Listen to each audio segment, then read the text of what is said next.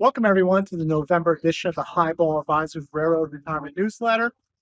Well, here we are in November. If you're watching this, we got a couple days to the election, so hopefully everything will go smoothly, no drama, as they like to say.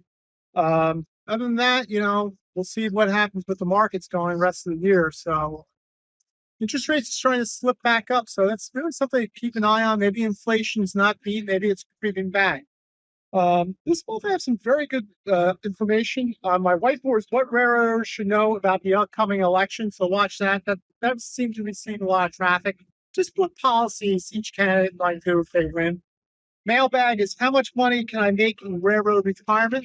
Right. Once again, a railroader wants to know, hey, if I make too much money, don't I lose my railroad retirement? Am I capped at how much money I can make? So kind of address some of the myths in that mailbag there.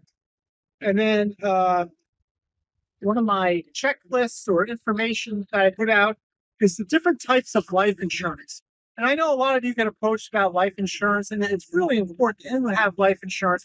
But this breaks down the different types of life insurances and the features. So take a look at that, print that out, and have that when you are looking for life insurance.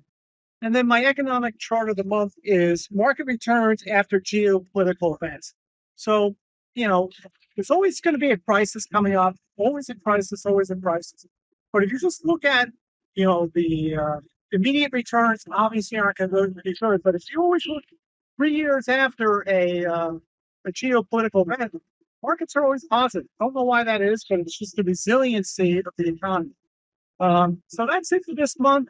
Everybody enjoy their Thanksgiving. Have a great, great Thanksgiving with friends and family. Until next month, everyone, please stay safe, stay. So long, everybody.